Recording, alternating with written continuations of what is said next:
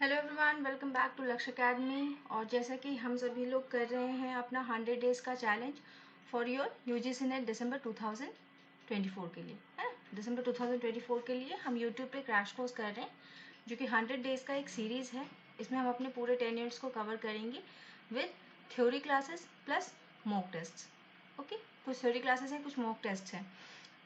हमारा unit 1 complete हो चुका है, मॉक टेस्ट भी हो गया उसका, और अब हम कंटिन्यू कर रहे हैं अपना यूनिट 2। ठीक है, जो कि जिसमें क्या क्या चीज़ें करनी है, अकाउंटिंग करनी है आपको और ऑडिटिंग करनी है। ओके, पूरा कॉन्सेप्ट हम टच करके चलेंगे, टच करके एक्सप्लेन करके। थोड़ा सा हमारा एफर्ट है और बाकी आपका डेडिकेशन है ना। मतलब हमको हमें हमें क्या करना है, एक गाइडलाइंस, एक रोड मैप देना है आपको, और उस पर चल के हम क्या करेंगे, JRF एंड नेट को क्रैक करेंगे। चलिए, जो भी स्टूडेंट फर्स्ट टाइम इस चैनल पे आए हैं, फर्स्ट टाइम लक्ष्य अकेडमी के ऐप मतलब लक्ष्य फर्स्ट टाइम देख रहे हैं इस वीडियो को, है ना, वो क्या करेंगे, डिस्क्रिप्शन बॉक्स में जाके एक लिंक दिया गया है, उसके थ्रू आप हमसे कनेक्ट हो जाएंगे, सो दैट क्लास की जितनी भी PDF है ना, वो आपको मिल जाए, क्लास की नोटिफिकेशंस मिल जाए, और मॉक टेस्ट का भी जो PDF है वो सब आपको मिल जाए, आप प्रैक्टिस कर पाए, है ना। तो इसलिए जाके आप हमारा ऐप डाउनलोड कर लेंगे, डिस्क्रिप्शन बॉक्स में उसका लिंक दिया हुआ है। एक और बात कि अगर किसी स्टूडेंट को पूरा कॉम्प्रिहेंसिव स्टडी करना है ना, पूरा मतलब ज़ीरो से स्टार्ट करना है पूरा अपना नेट JRF का प्रिपरेशन, तो वो क्या करेगा, हमारा कॉम्प्रिहेंसिव बैच परचेज कर लेगा वो स्टूडेंट या कर लेगी, जिसपे कि अभी 22% का ऑफ चल रहा है। बहुत ही रीजनेबल प्राइस पे आपको ये बैच मिल रहा है, और काफ़ी डिटेल्ड हम इसमें स्टडी करने वाले हैं ना। आपका पेपर 1 पेपर 2 दोनों हम यहाँ पे डील करेंगे। इस डिस्काउंट को पाने के लिए आपको कोड लगाना है PO22 का। ओके, PO22 का आप कोड लगाएंगे, और क्लास में आपको क्या क्या चीज़ें मिलेंगी, डिटेल क्लासेस मिलेंगी, मॉक टेस्ट मिलेंगी, recorded and live classes, PDFs मिलेंगी, एंड योर डाउट सेशंस, है ना। अगर कोई भी डाउट होता है आपको सब्जेक्ट से रिलेटेड या फिर एग्जाम से रिलेटेड कोई भी अगर डाउट है, तो उसको भी यहाँ पे हम क्लियर करेंगे। चलिए, ये सारी तो कोर्स की बातें थे, आते हैं हम अपने टॉपिक पे। कल हमने काफ़ी चीज़ें जो बेसिक अकाउंटिंग की चीज़ें हैं, जैसे जिन बच्चों को पूरा फ्रेश चाहिए, है ना, पूरा स्क्रैच से चाहिए, तो उनके लिए भी हमने फाइनेंशियल अकाउंटिंग का जो स्टार्टिंग का पोर्शन है वो कल की क्लास में हमने किया था। आगे हम यहाँ से स्टार्ट करेंगे कि क्लासिफिकेशन ऑफ अकाउंटिंग क्या है, rules for debit and credit क्या है, फॉर योर पॉलिशिंग, है ना, कि आपकी पॉलिशिंग हो जाए, एक बार रिविजन हो जाए अच्छे से, जो भी चीज़ें आपने पहले पढ़ रखी हैं। Then your final accounts and financial statement, and then depreciation accounting. इतनी चीज़ें आज हम डील करने वाले हैं आज की क्लास में। और फिर इसके बाद हम एडवांस लेवल पे जाएंगे, जैसे आपका कॉस्ट अकाउंटिंग हो गया, पार्टनरशिप है, फिर मैनेजरियल अकाउंटिंग है, ये सारी चीज़ें हम आगे डील करेंगे। ओके, चलिए, तो देखिए, सबसे पहला आपका आता है क्लासिफिकेशन ऑफ अकाउंट्स। अकाउंट्स आपके कितने तरीके के होते हैं, ये बेसिक स्ट्रक्चर हम सब जानते हैं कि टाइप्स ऑफ अकाउंट कितने टाइप के हैं। एक पर्सनल अकाउंट होता है, एक इम्पर्सनल अकाउंट होता है ना। पर्सनल अकाउंट में तीन कैटेगरी हैं आपकी। नेचुरल, जैसे कि आपका क्या होता है, किसी के नाम से जब हम खोलते हैं, जैसे कि सोनू, मोनू, चिंटू, ये सारी जो नाम होते हैं, जब हम किसी के नाम से खोलते हैं, राम, श्याम, घनश्याम, इन सब के नाम से अगर हम किसी का खाता खोलते हैं, तो वो क्या है, हमारा नेचुरल अकाउंट। देन आता है आपका आर्टिफिशियल अकाउंट, जो विधि के द्वारा बनाए गए जो व्यक्तित्व हैं, जैसे कोई कंपनी है ना, AOI है, ये सारी चीजें क्या है, आपका आर्टिफिशियल अकाउंट्स है, जिसको बनाया गया है, वो नेचुरली नहीं है, प्राकृतिक रूप में उनका जन्म नहीं हुआ है, उसको हमने बनाया है, विधि, कानून, लॉ के तहत, इन सब के तहत हमने बनाया है। देन आपका रिप्रेजेंटेटिव अकाउंट होता है। एक रिप्रेजेंटेटिव अकाउंट क्या होता है, जो ग्रुप ऑफ पीपल को रिप्रेजेंट करे, है ना, उसका प्रतिनिधित्व करे। जैसे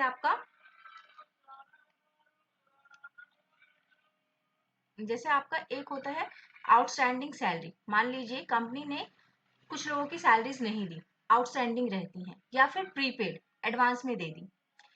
तो हम क्या करते हैं, आउटस्टैंडिंग अगर सैलरी है, अगर हमने पिछले महीने कुछ स्टाफ को सैलरी नहीं दी, तो कुछ स्टाफ में 5 भी हो सकते हैं, 6 भी हो सकते हैं, ऐसे हो सकते हैं कि 5, 6, 10 कुछ एम्प्लॉयज हैं जिनको हमने नहीं दिया।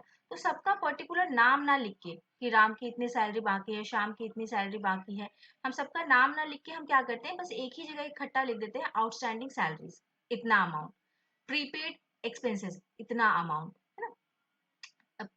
एडवांस में हमने प्रीपेड कर दिया, एडवांस सैलरी हमने दे दी, एडवांस दे दिया, प्रीपेड दे दिया। तो ये सारी क्या हो जाती हैं, ऐसे जो रिप्रेजेंट करे, कुछ लोगों को जब प्रतिनिधित्व करे कोई ऐसा अकाउंट, तो उसको क्या बोल देते हैं आप, रिप्रेजेंटेटिव अकाउंट। फिर आते हैं इम्पर्सनल में। इम्पर्सनल में क्या है, हमारा दो तरीके के होते हैं, एक रियल और एक नॉमिनल। रियल में हमारे असेट्स आते हैं, और असेट्स हमारे पास दो तरीके के हैं, एक टेंजिबल और एक इंटेंजिबल, जिनको हम छू देख सकते हैं और दूसरा जिनको हम छू देख नहीं सकते। जैसे आपका गुडविल है ना, गुडविल का बस हम नाम सुनते हैं, हम उसको छू के नहीं देख सकते, या सामने हमको दिखाई नहीं देती किसी वस्तु के रूप में, है ना, तो वो इंटेंजिबल एसेट्स हो गया। देन आपका आता है नॉमिनल। नॉमिनल में बाकी इन सब के अलावा जितनी भी चीजें बची, जो भी आपका खर्चा है, लॉस है, इनकम है, एक्सपेंडिचर है, गेन है, प्रॉफिट है, ये सारी चीजें कहाँ चली आती हैं आपकी नॉमिनल में। ये तो अब बेसिक हम सबको पता होता है। अब देखिए इसका जब क्लासिफिकेशन किया गया है, तो एक को हम बोलते हैं ट्रेडिशनल अप्रोच, है ना, कि मतलब जो बहुत टाइम से चली आ रही है, ट्रेडिशनली चली आ रही है। इसमें कौन कौन से, real, personal, nominal and valuation account. मान लीजिए मोटा मोटा ये वाला पार्ट आपका, ओके। फिर आया एक आपका आधुनिक approach, modern approach. Modern approach में आपका जो अकाउंट्स है उसको किस किस में बांट दिया गया, assets, liability, capital, revenue, expenses and withdrawal account. ये इस तरीके की 5 आपके अकाउंट्स बना दिए गए, 5 कैटेगरीज में बांट दिया गया। अभी तक हम पर्सनल इम्पर्सनल जानते थे और फिर इनकी क्लासिफिकेशन, लेकिन मॉडर्न अप्रोच में क्या है आपका, ये 5 अकाउंट्स आई हैं, ओके। तो अगर मान लीजिए क्वेश्चन आता है कि as per the modern approach, modern approach आधुनिक अप्रोच के तहत कितने टाइप के अकाउंट्स होते हैं, या फिर इनमें से कौन सा मॉडर्न अप्रोच के तहत अकाउंट नहीं आता है, तो उस टाइम आपको ये ध्यान रखना पड़ेगा, है ना। क्लासिफिकेशन है तो हमको ध्यान रखना है, क्वेश्चन कहीं से भी आ सकता है, कैसे भी आ सकता है, हम हर स्थिति के लिए प्रिपेयर्ड रहेंगे, है ना। चलिए अब देखिए गोल्डन रूल्स आपको पता है, बट स्टिल एक बार रिविजन। पर्सनल अकाउंट में हमारा क्या होता है, डेबिट द रिसीवर, जिसको पैसे मिले, जिसने रिसीव किया उसको डेबिट कर देंगे, और जिसने दिया उसको क्रेडिट कर देंगे। रियल में what comes in is debited, जो भी हमारे बिजनेस में आया, असेट आई, कुछ हमने परचेज किया, तो इन सबको हम क्या कर देंगे, डेबिट कर देंगे। और क्रेडिट व्हाट गोज आउट, जो भी चीजें बाहर जा रही हैं उसको हम क्या कर देंगे, क्रेडिट कर देंगे। नॉमिनल के लिए है, बताइए हमको, जितने भी एक्सपेंसेस एंड लॉसेस हैं उनको डेबिट कर दीजिए, और जितना भी आपका इनकम एंड गेन है उसको क्या कर लीजिए, आप क्रेडिट कर लीजिए, ओके। इसी को हम गोल्डन रूल के भी नाम से जानते हैं, कि आपका गोल्डन रूल है। देन जो मॉड, ये ट्रेडिशनल का था, है कि ट्रेडिशनल में हमारे पास 3 टाइप के अकाउंट्स होते हैं, real, nominal and your personal, तो उनके रूल थे। इसके रूल को हम किस नाम से जानते हैं, गोल्डन रूल के नाम से, ओके। अब जो हमने ये मॉडर्न अप्रोच देखा था, मॉडर्न अप्रोच में हमने 5 अकाउंट्स देखे थे, है ना, नाम यहाँ से आप देख लेंगे। एसेट्स में आपका cash, property, equipment, vehicle, account receivable, ये सारा एसेट में आता है। लाइबिलिटीज में loan, account payable, credit cards, ये सारी चीजें आपकी आती है, एक बार नाम आप देख लेंगे, है ना। इसके रूल्स क्या है, असेट अगर इंक्रीज हुआ है मतलब बिजनेस में आया है, जो वहाँ कॉन्सेप्ट था व्हाट कम्स इन, तो अगर बिजनेस में आया है तो इंक्रीज हुआ होगा, तो उसको क्या कर देंगे आप, डेबिट कर देंगे, और अगर गया है तो क्रेडिट कर देंगे। ऐसे ही लायबिलिटी के लिए, असेट का एकदम उल्टा लायबिलिटी के साथ होगा, है ना, क्योंकि दोनों का नेचर उल्टा है। तो अगर डिक्रीज हुआ है तो डेबिट कर देंगे, इंक्रीज हुआ है तो क्रेडिट कर देंगे। ऐसे ही ये सारे देख लेंगे आप। एक्सपेंसेस का क्या है, इनकम का क्या है, और इक्विटी का क्या है, ओके। चलिए अब देखिए ये था हमारा बेसिक। इससे पहले हम प्रोसेस देख चुके हैं, जर्नल क्या होता है, लेजर क्या होता है, trial balance, profit and loss, ये सब हम बता चुके हैं। बट स्टिल फाइनल अकाउंट्स और फाइनेंशियल स्टेटमेंट बहुत इंपॉर्टेंस रखता है किसी भी कंपनी के लिए। मानिए तो पूरी अकाउंटिंग ही आपके इन सब के इर्द गिर्द घूमती है ना। तो आपका जो फाइनल अकाउंट या फिर फाइनेंशियल स्टेटमेंट होता है, ये क्या होता है, समरी ऑफ कंपनीज, कंपनी की फाइनेंशियल पोजीशन क्या है, उसका परफॉर्मेंस कैसा रहा है पूरे एक अकाउंटिंग पीरियड में, है ना, अकाउंटिंग या फिजिकल पीरियड बोलिए, या फिर किसी क्वार्टर में। तो इसको जानने के लिए कि कैसा उसका पोजीशन है, कैसा वो काम कर रही है, उसकी स्थिति क्या है, इसके लिए हम क्या करते हैं, फाइनल अकाउंट्स बनाते हैं, है ना। अब फाइनल अकाउंट में आपके 3 बहुत मेन आते हैं। पहला क्या, बैलेंस शीट, इनकम स्टेटमेंट, या इसी को हम क्या बोल देते हैं, profit and loss account, and your cash flow statement. इनके अलावा भी होते हैं, इनके अलावा 2 आप देख लेंगे, एक होता है retained earning, statement of retained earning, statement of retained earning,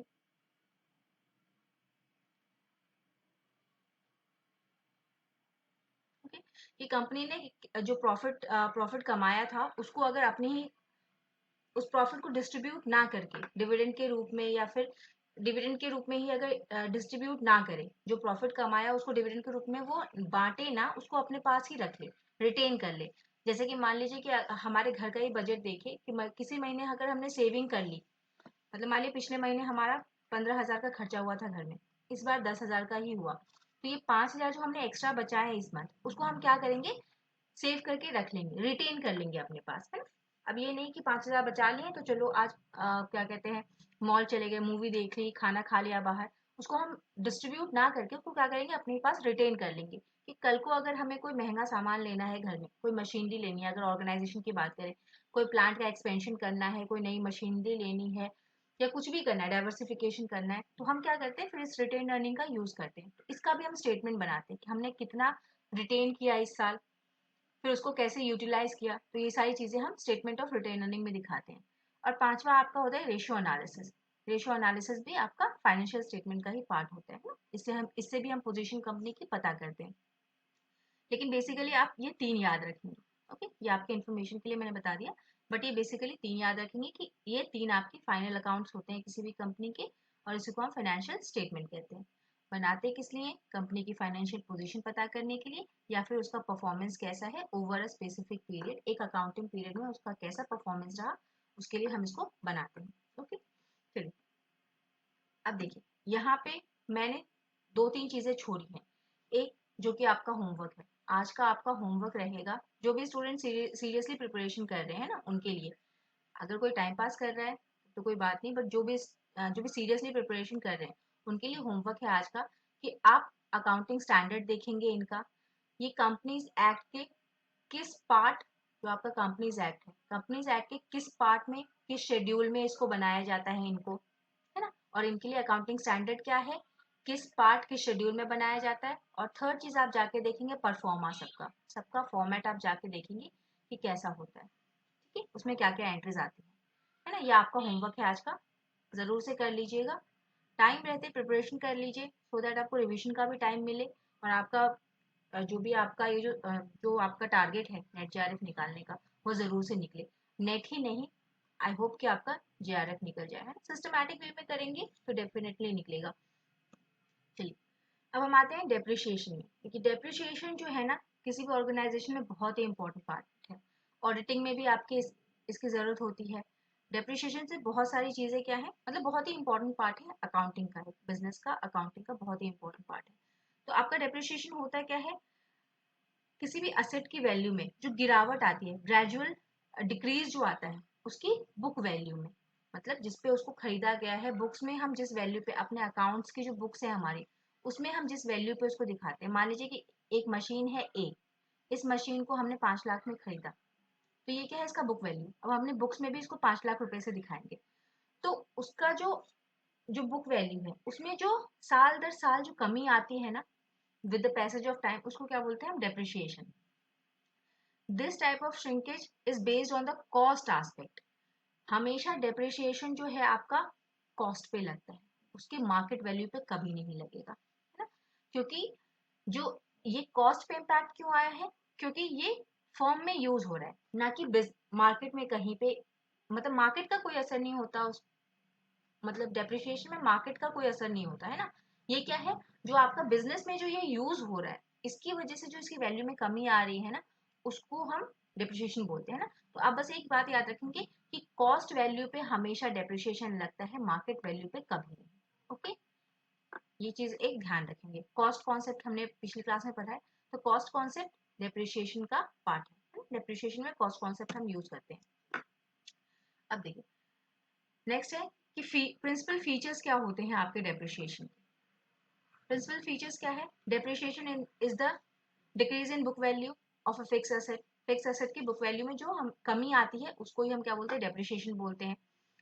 depreciation involves loss of value of asset, ये क्या है, लॉस ऑफ वैल्यू होता है ना, कि मतलब कि जो चीज कल 5 लाख की खरीदी थी, आज वो डेप्रिशिएट होके नेक्स्ट ईयर 4 लाख की रह गई, तो ये क्या है, वैल्यू में डिक्रीज आया है, वैल्यू में लॉस आया है ना, क्यों आता है, due to the passage of time and obsolescence की वजह से, मतलब टाइम गुजर रहा है, टाइम की वजह से वो क्या है, चीज पुरानी हो रही है, उसकी इफिशियंसी में कमी आ रही है, या फिर वो आउटडेटेड हो रहा है। जैसे आपका जो हैचबैक वाले पहले टीवी आया करते थे, मॉनिटर्स आया करता था हैचबैक वाला ना, पीछे उसके बड़ा सा पोर्शन लगा हुआ होता था, तो वो सारी चीजें क्या है, अगर अब वो मार्केट में आप ढूंढने जाएंगे तो आपको नहीं मिलेगा, अगर कहीं मिलेगा भी तो कबाड़ के रूप में मिलेगा, है ना। तो इस चीज को क्या बोलते हैं, जो टाइम के साथ जो बेकार हो जाए, है ना, जो आउटडेटेड हो जाए, उसको हम क्या बोलते हैं, ऑब्सोलेंस बोलते हैं।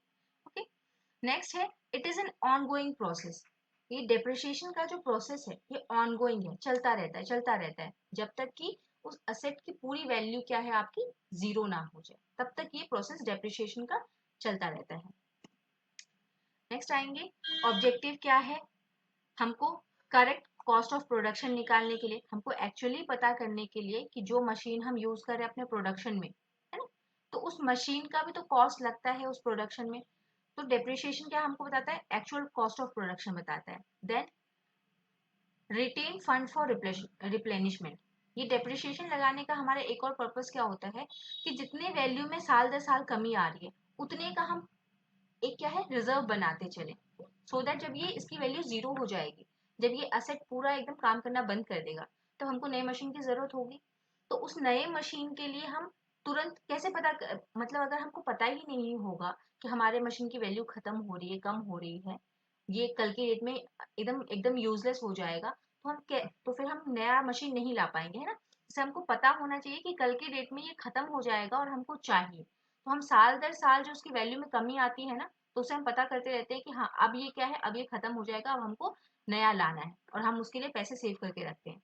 और जब वो एकदम यूजलेस हो जाता है तो नया मशीन परचेज कर लेते हैं। ओके, नेक्स्ट है करेक्ट प्रॉफिट एंड लॉस पता करने के लिए, हमको अगर एक्चुअल अपना प्रॉफिट एंड लॉस पता करना है तो हमको इस लॉस को भी ध्यान में रखना पड़ेगा, है ना, ये भी एक तरीके का लॉस है। Then true and fair picture, fair financial position पता करने के लिए। ओके, तो इन सब चीजों के लिए हम डेप्रिसिएशन को करना हमारे लिए जरूरी हो जाता है, ये सब ऑब्जेक्टिव है डेप्रिसिएशन करने के। अब देखिए, डेप्रिसिएशन को हम तीन नामों से जानते हैं। ओके, अब ये तीन नाम क्या है, एक तो हम डेप्रिसिएशन तो जानते हैं, बट डेप्रिसिएशन को अलग अलग नामों से बुलाते हैं अलग अलग चीजों पे, है ना।